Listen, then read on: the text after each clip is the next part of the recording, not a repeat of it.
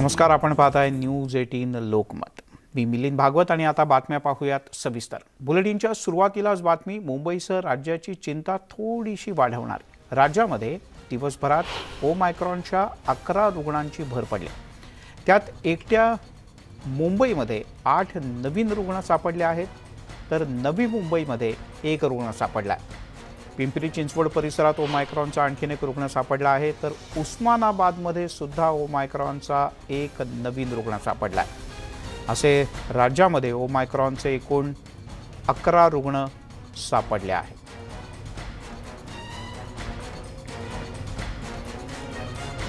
या क्षणाची सगळ्यात मोठी आणि महत्त्वाची माहिती। दररोज संध्याकाळी उशिरा आरोग्य विभागातर्फे जी माहिती देण्यात येते त्यामध्ये ही बाब स्पष्ट झाली आहे की एकूण 8 रुग्ण मुंबईत, 1 नवी मुंबईत, तर उस्मानाबादमध्ये 1, एकूण 11 रुग्ण नव्यानं सापडले।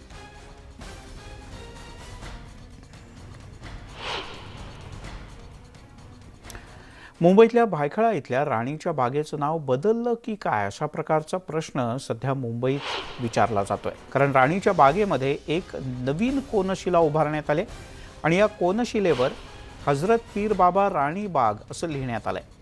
न्यूज 18 लोकमतनं ही एक्सक्लुझिव्ह बातमी तुमच्यापर्यंत संध्याकाळी आणली। यानंतर सूत्र हलायला सुरुवात झाली। राणीच्या बागेमध्ये एक नवीन कोनशिला बसवण्यात आल्यानंतर अनेकांच्या भुवया उंचावल्या। खरं तर हजरत पीर बाबा यांचा हा दर्गा राणीच्या बागेत अनेक वर्षांपासून आहे। सगळ्यात बाहेर त्याबद्दल पाठी आहे, पण आतमध्ये अशा कोणत्याही प्रकारची कोनशिला नव्हती, ती नव्यानं लावण्यात आली। अर्थात ज्यावर जिथेही कोनशिला लावण्यात आले त्यावर असं स्पष्टपणे लिहिलंय हजरत पीर बाबा राणी बाग। आणि त्यामुळे काही पर्यटकांनी आमचे प्रतिनिधी जेव्हा इथे पोहोचले तेव्हा दबक्या आवाजात विचारायला सुरुवात केली की नाव बदलताय की काय। यातच सत्ताधारी शिवसेनेनं हिंदुत्वाची कास सोडल्यामुळे हा प्रकार घडतोय अशी टीका आता भाजपनं केली। आपण सध्या आलेलो आहोत मुंबईच्या राणीबाग परिसरामध्ये। राणीबागेचा परिसर हा सगळ्यांनाच परिचित आहे। लहान मुलांना विशेषतः आवडीचा हा भाग आहे। 2 वर्ष कोरोनाच्या कालावधीमध्ये ही बाग बंद होती। दरम्यानच्या काळात अनेक वेगवेगळे बदल या बागेमध्ये करण्यात आलेले आहेत, परंतु आता सगळ्यांना आश्चर्यचकित करणारा एक बदल या बागेमध्ये मी तुम्हाला दाखवणार आहे। माझ्या मागच्या बाजूला तुम्ही बघू शकता आहात की इथं एक कोनशिला लावण्यात आलेली आहे, ज्या कोनशिलेवर हजरत हाजी पीर बाबा राणीची बाग रजिस्टर्ड अशा स्वरूपाचं म्हटलं गेलेलं आहे।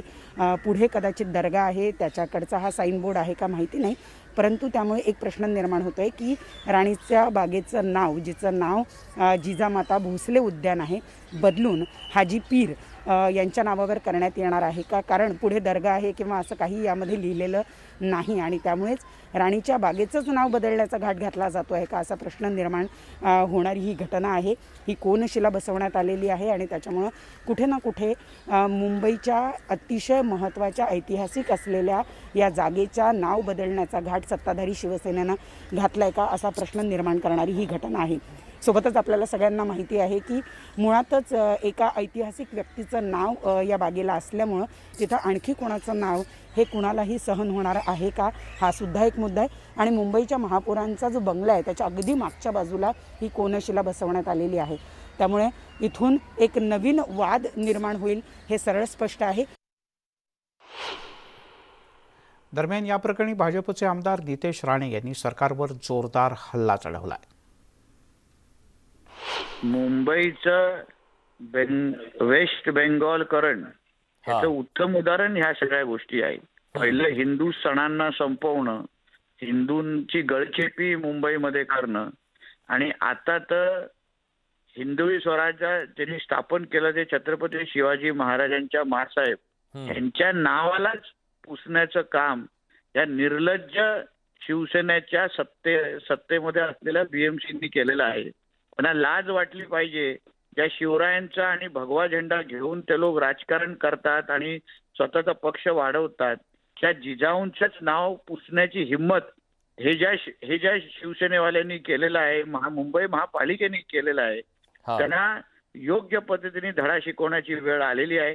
कारण का मुंबईमध्ये हिंदूंना सुरक्षित राहायचं असेल तर मुंबईला शिवसेना मुक्त केल्याशिवाय आता ते शक्य नाही, एवढंच मला मुंबईतल्या हिंदूंना सांगायचं आहे. जिजाऊंचं नाव पुसण्याची हिंमत अगर कोणी केली तर त्याला काय करायचंय ते येणाऱ्या दिवसामध्ये भारतीय जनता पक्ष हे शब्दाच्या पलीकडे कृतीतून करून तुम्हाला दाखव. दरम्यान या सगळ्यावरती महापौर किशोरी पेडणेकर यांनी न्यूज 18 लोकमतशी संवाद साधला आणि त्यांनी काय स्पष्टीकरण दिलं तेही ऐकूयात.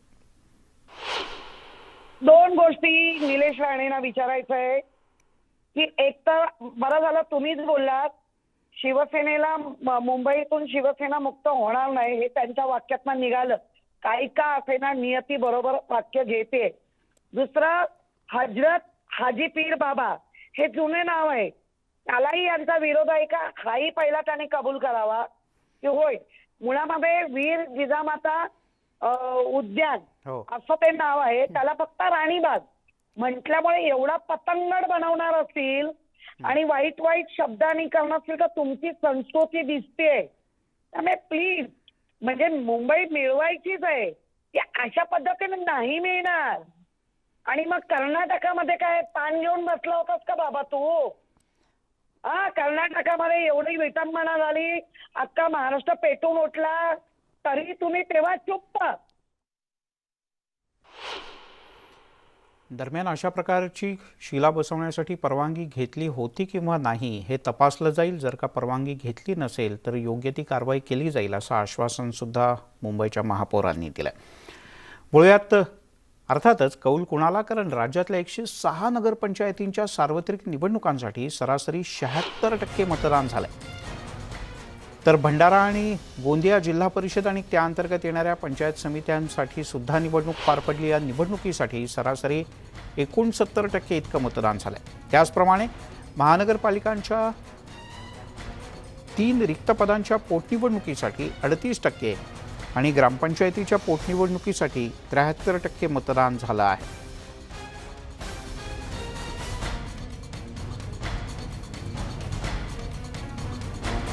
सर्वोच्च न्यायालयाच्या आदेशानुसार नागरिकांचा मागास प्रवर्ग जो आहे तो अनारक्षित केलेल्या जागा वगळून उर्वरित जागांसाठी आज मतदान पार पडलंय.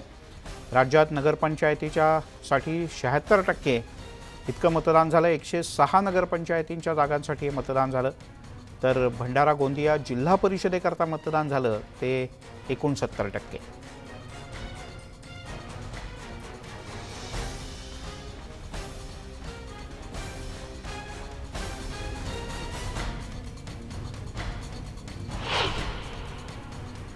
आणि आता एक मुंबईतली रॅगिंगची बातमी. 2019मध्ये नायर रुग्णालयात पायल तडवी या विद्यार्थिनीनं रॅगिंगला कंटाळून आत्महत्या केली होती. असाच रॅगिंगचा एक प्रकार आता KEM रुग्णालयातून समोर आलाय. इथल्या वैद्यकीय शाखेमध्ये शिकणारा सुमित पडघन हा विद्यार्थी, त्यानं रॅगिंग आपल्यावर होत असल्याचा आरोप केलाय. तसंच तक्रार करून सुद्धा कोणीही लक्ष देत नाही असंही त्याचं म्हणणं आहे. जीवे मारण्याची धमकी आणि बिल्डिंगवरून ढकलून देण्याची धमकी दिल्यानंतर हा विद्यार्थी घाबरून गेला आणि हिंगोली इथल्या आपल्या गावी गेला. 2019 आणि 2020मध्ये लेखी स्वरूपात तक्रार दिली होती, मात्र त्याचीही कोणी दखल घेतली नाही असाही सुमितचा दावा आहे.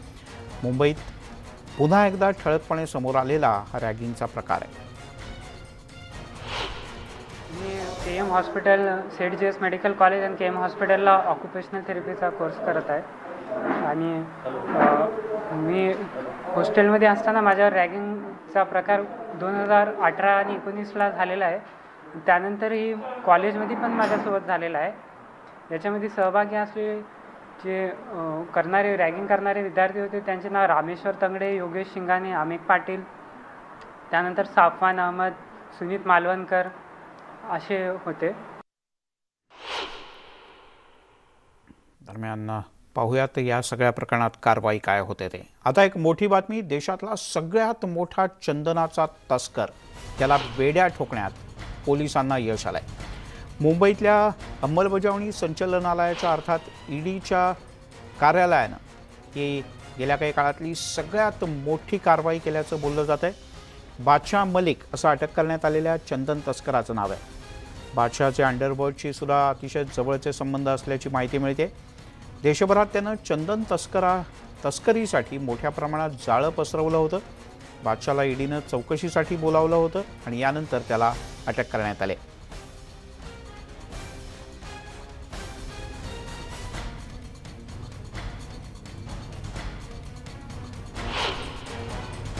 केंद्रीय जांच एजेंसी ईडी ने एक बड़ी कार्रवाई को अंजाम देते हुए बादशाह मलिक नाम के एक आरोपी को गिरफ्तार किया है। और बादशाह मलिक पर लगे आरोप की बात करें तो आज की तारीख में वो चंदन लकड़ी का सबसे बड़ा तस्कर है देश भर में, और इसके जो संबंध हैं कई बड़े अंडरवर्ल्ड माफियाओं के साथ में रहे हैं, और उन अंडरवर्ल्ड माफियाओं का कनेक्शन प्रयोग करके ये पूरे तस्करी के मामले को अंजाम देता रहा है। इस मामले में कल देर रात तक पूछताछ की गई, उसके बाद आज उसे गिरफ्तार किया गया है। गिरफ्तार करने के बाद मुंबई की जो ईडी ब्रांच है लगातार इस मामले पर आगे की तफ्तीश कर रही है और इस मामले पर आगे रिमांड लेकर आगे की पूछताछ करेगी और ये जानने का प्रयास करेगी कि किस तरह से उसका ये पूरा जाल है, और ख़ास तौर पर अगर बात करें मल्लिक हेगड़े के साथ में उसके किस तरह से संबंध रहे हैं, इसके साथ ही कई अंडरवर्ल्ड के जो लोग हैं उसके साथ में किस तरह से उसके संबंध रहे हैं, और किस तरह से मनी लॉन्ड्रिंग के मामले को वो अंजाम देता रहा है, और किस तरह से लाल सैंडल जो है, लाल चंदन की जो लकड़ियां हैं उससे जुड़े हुए तस्करी के मामलों का अंजाम देता रहा है। तो इस तमाम मामले पर विस्तार से फिलहाल पूछताछ की जा रही है। वीडियो जर्नलिस्ट सत्यप्रकाश के साथ शंकर आनंद, न्यूज 18 दिल्ली। आणखीन एक बातमी महत्त्वाची ठाण्यातून हाती येते। मॅट्रिमोनियल साइट्सवर प्रेमाचे संबंध प्रस्थापित करत जवळपास 41 महिलांची फसवणूक करणाऱ्या 44 वर्षीय प्रजित जोशी उर्फ केजे याला पोलिसांनी बेड्या ठोकल्या। धक्कादायक बाब म्हणजे या व्यक्तीनं या सर्व 41 महिलांवर अत्याचार केल्याची शक्यता सुद्धा पोलिसांनी वर्तवली। त्यासोबतच या लखोबा लोखंडेनं जवळपास 3.5 कोटी रुपयांना या सगळ्या महिलांना गंडा घातल्याचंही पोलीस तपासात समोर आलं आहे।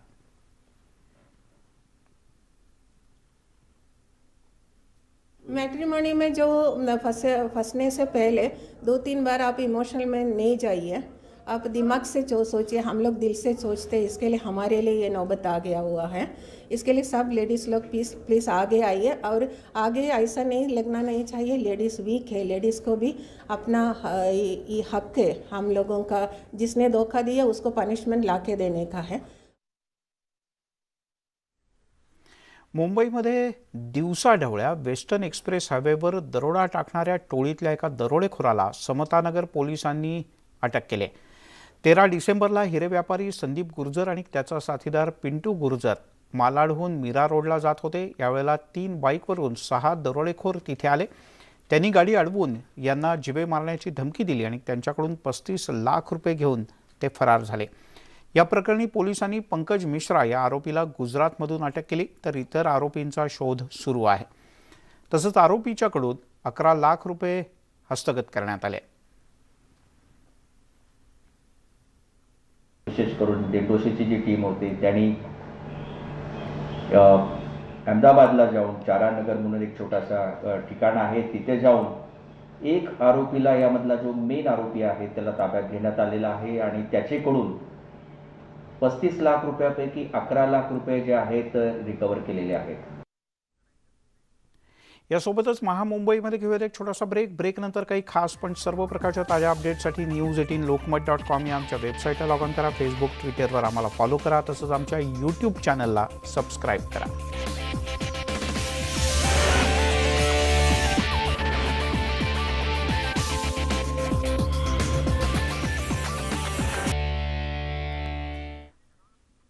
आपण पाहत आहे महामुंबई। आदित्य ठाकरे यांच्या हस्ते बेस्ट चलो ॲप आणि बेस्ट चलो बस कार्डचं आज लोकार्पण करण्यात आलं। सुनील अहिर, राजेश ठक्कर आणि विष्णू कनावसे मोबाईल ॲपवरून बेस्टचं तिकीट आणि पास प्रवासी खरेदी करू शकणार आहेत। त्याचप्रमाणे अपेक्षित बेस्ट बस ट्रॅकही निवडण्याची सोय प्रवाशांना उपलब्ध करून देण्यात आली।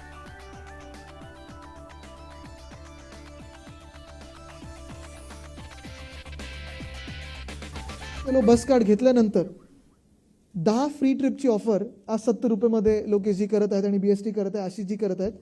आणि दुसरं म्हणजे फ्लेक्सिबल रिचार्ज ऑफर, म्हणजे हे तर तुम्ही आता फोनसारखंच झालं, सिम कार्डसारखंच होणार आहे मला वाटतं तुमचं।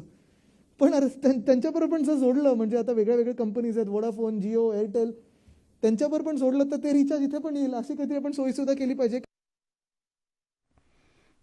बेस्ट आता स्मार्ट होते।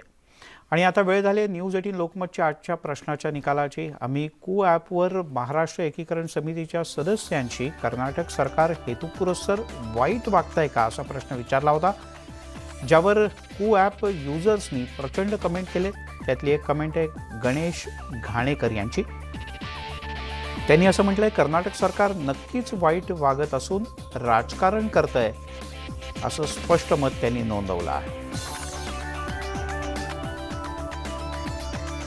यासोबतच महामुंबईमध्ये इथेच थांबूयात, पण ताज्या बातम्यांचा ओघ न्यूज 18 लोकमतवर सुरूच राहील. जाता जाता एक महत्त्वाची आठवण आणि आग्रहाची विनंती. घराबाहेर पडताना मास्क घाला, हात वारंवार धुवा, शक्यतो अंतराच्या नियमाचं पालन करा.